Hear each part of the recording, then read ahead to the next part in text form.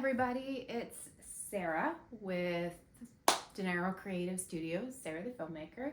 Today is unboxing day. I've been really excited to be getting back into filmmaking and creative video. So we've got some new gear that we're gonna go ahead and unbox. So enjoy with me. Oh, this is a Phantom power supply for my boom microphone.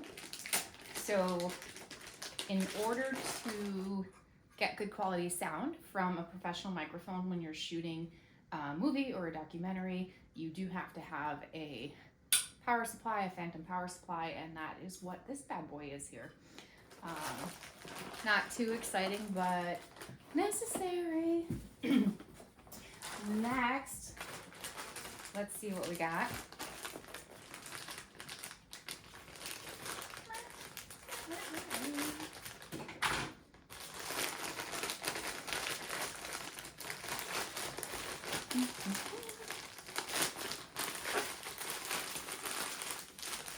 Kind of a long thing.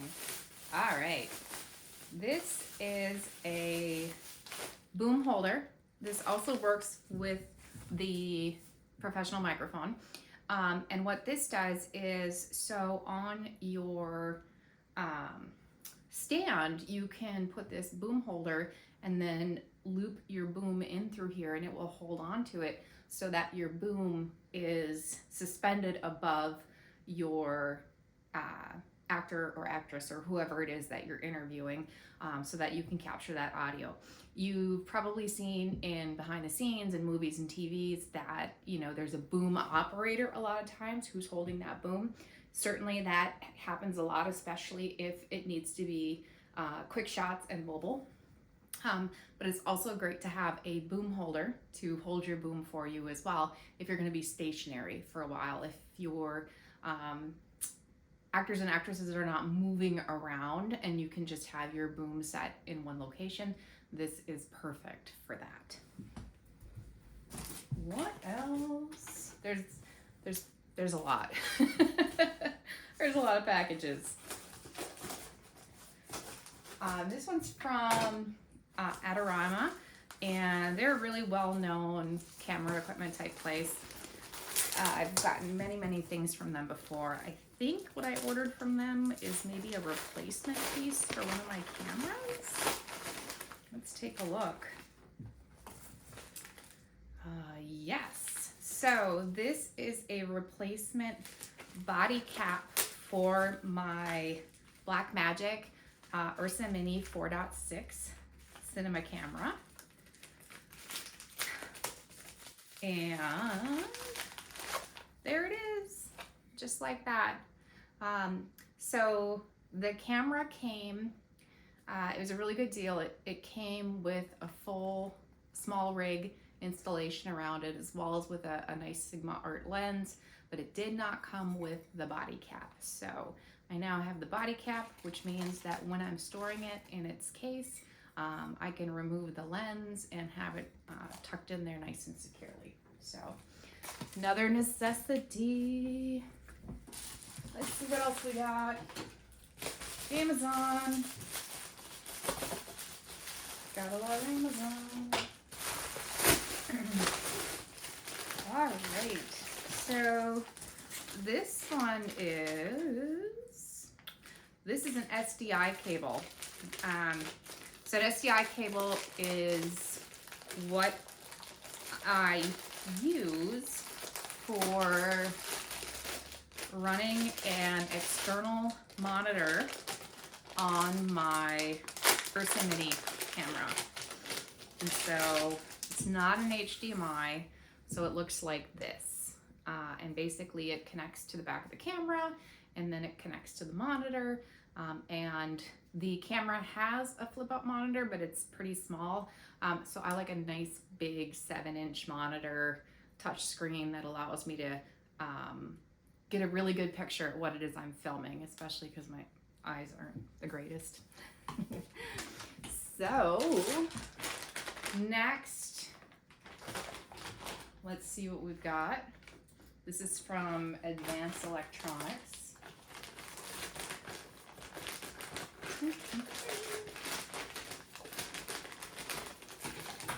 This is another cable. This is actually for audio. And so this is the cable that connects to the boom mic and then comes back and connects either to, it'll connect to the phantom power source, but it's also the same type of cable that you would use if you're connecting directly to the camera for your audio, or if you are connecting to an audio interface. Just kind of depends on what your shoot is and what you're doing. Typically, most filmmakers are not going to use the internal audio that is capable on the camera. It just doesn't meet the quality needs that we have. A lot of people will say that audio is more important than video when you're really critiquing work. If you don't believe me, go back and watch my very first video. It's on my portfolio page. It's that We Are Superior video, and the audio is all over the place. Still was a really fun video to do, but I've gotten a lot better, and it's all about having the right equipment to get really good audio. Next, let's see here. This one's really taped up. What did we get? And don't mind the mess in here. I'm just getting my studio set up. A lot of my furniture, including my editing desk, are in my other office in Duluth that I'm just getting ready to get all of that furniture moved out here to my home studio now. So it's gonna be a lot nicer in here with a lot more space to get some stuff done. This one's being stubborn. Got it. All right. A lot of packaging.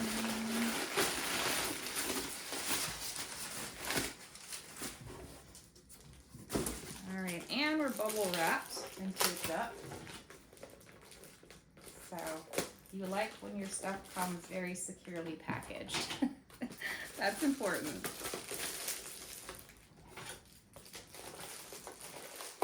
I wonder if this is a lens. Might be a lens. Oh, no, it is not a lens. This is, this is basically a shock mount for the microphone. So far we've really hit on a lot of audio stuff so far on today's unboxing of the things that have come. So what this does is this will mount on the boom, or it will mount on the microphone stand, and your microphone will mount on it. And what a shock mount will do is it will help prevent any noise from any jostling or moving around that can occur with the microphone on the stand. So that is that. And next, yeah, we're not done. We still have 1, 2, 3, 4, 5 packages to go after this one. Boy, people are really taping them up good.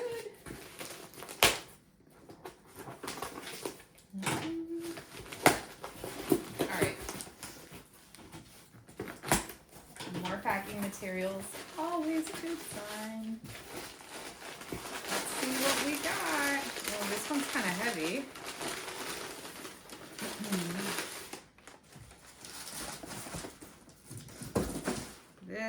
This feels like a lens, which is always so exciting. Yes, it is. And more bubble wrap. Let's take a look here. So this is a Samyang, which is basically the same off-brand as a Rokinon which if you are a budget filmmaker or if you're just getting into it, these are the best cinema lenses that you can get quality wise for your money. They're still several $100s, but they're nothing compared to the really nice high-end lenses. If you are shooting a motion picture and you need high-end lenses, you're usually going to rent them versus put out the, 10, 20 grand to buy them. So this is a 35 millimeter. It's an EF mount, which means it can mount on Canon. It also mounts on the Ursa Mini camera as well. So that's exciting. With the cinema lenses, the big difference is that they are typically a fixed depth that occurs, and then you manually will adjust these lenses to get that good kind of blur in the background that you see on films. Also, you'll see that there's these ridges on here, and these actually line up with what's called a follow focus, and that's some additional equipment that gets installed on your camera. In major motion pictures, you'll typically see a camera operator as well as someone who's operating the follow focus. But for me, I manually will focus my lenses in, and I have that external monitor that I ordered and might be here today to help me do that. This is called a hood, and it just fits kind of right on the lens like so. And what that does is that helps with any light that's coming in from the sides. It can prevent getting like that vignette around the frame that you may not want. So we're gonna go ahead and just put this bad boy back in this nice case here. Moving right along. Let's see what we got here.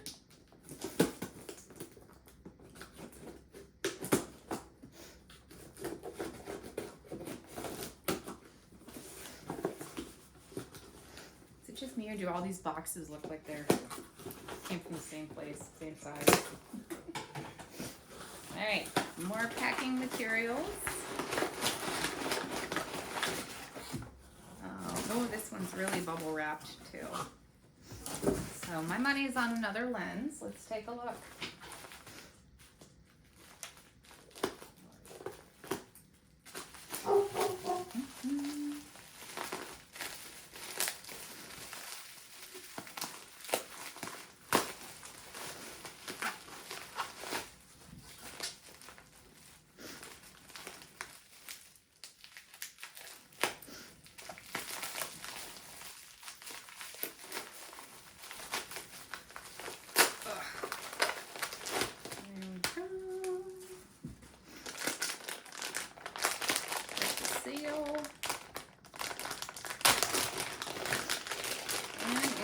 Another lens.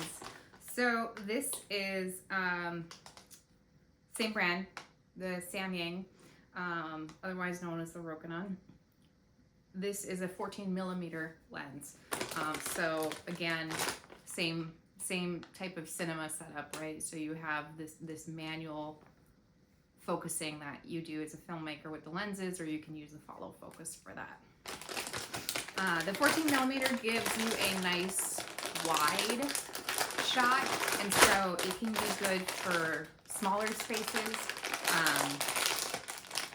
When you're trying to shoot in a smaller space, the 14 millimeter will allow you to capture the wider focal range, which is going to give you a bigger appearance in your frames that you're shooting. And that also is an EF mount. So that's compatible with Canon, and then also with the Ursa Mini as well. It is not compatible with my Blackmagic Pocket Cinema 4K camera. That one is an MFT mount, and I have a whole other set of MFT lenses that go with that one. And then also my Lumix cameras take the MFT mount as well. All right, this is not camera stuff. This is tobacco. And these are cigarette filter tubes because I am cheap, and I decided that I'm going to roll my own cigarettes instead of buying them at the store. All right. moving right along.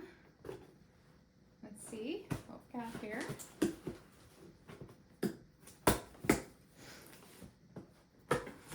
That wasn't camera related, but necessary for me all the same. It gets stressful. Okay, more packaging materials.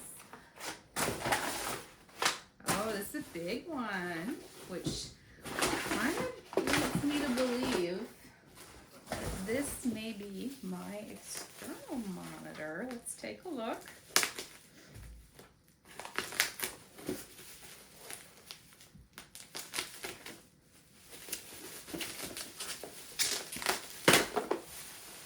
No, actually, cool.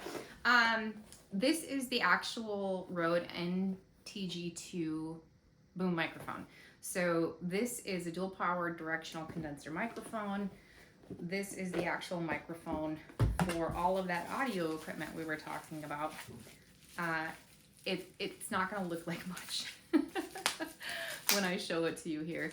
I do have what's called a windscreen for it, which is like that furry rabbit looking thing that goes over it. And what that does is that cuts down on wind noise pretty well too. It works pretty well. The other trick that we have in post is that we can isolate any sounds that are occurring, any latent sounds such as wind, and we can actually remove them in post pretty easily. So this is the actual microphone that gets mounted onto the boom or onto the microphone stand. And I've also got a cable in here as well, it looks like. Let's take a look, see what kind of cable we got.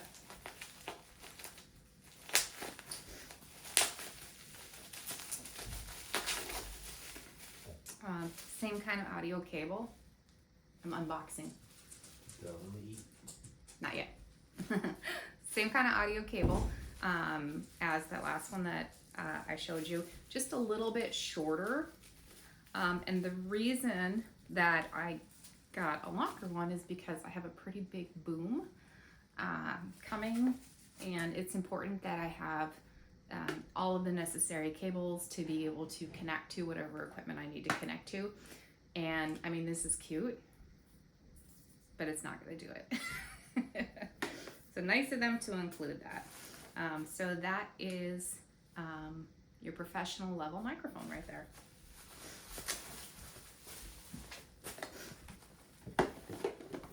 All right, we're down to 2 more boxes. This one I'm not even going to unbox because it's kind of self-explanatory on the box there. This is a microphone stand. Ta-da! So you can use it as a traditional microphone stand where you can put the microphone in the stand, or you can use it with the boom holder that I was showing you earlier. And then so what this will do is you can put this all the way up and then put your boom in there, and that'll extend it up over your filming party so that you can get good audio on them. All right, last box. I'm thinking this is probably a lens. I think that's, I already got my Sigma 1535 art lens that came. Beautiful lens. So this might be my 85 millimeter EF mount. Let's take a look.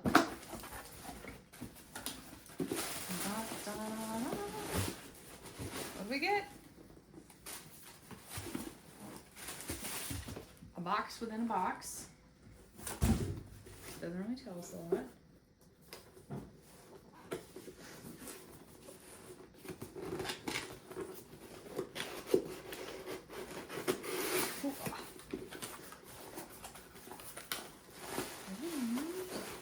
Yep, here we go. So much packing materials. Yep, you can kind of hear that lid kind of clasping around in there. So again, we have a Samyang cinema lens. This is an EF mount. This is an 85 millimeter. This is just a great traditional portrait lens. It's a great interview lens. When I first started filming, the 85 millimeter was one of the first cinema lenses that I got, and I loved it. And I even borrowed it out, and it went in a couple short films too. So again, this is perfect for most of your average content creators, whether you're shooting wedding films or documentaries or social media content. You really don't need the expensive lenses, but if you are doing a cinema film, then you would just rent your lenses, because typically you're not going to make that kind of an investment in them. So 85 millimeter. So this goes with the 14 millimeter and the 35 millimeter that we already received. And that's it for our unboxing. But that was enough.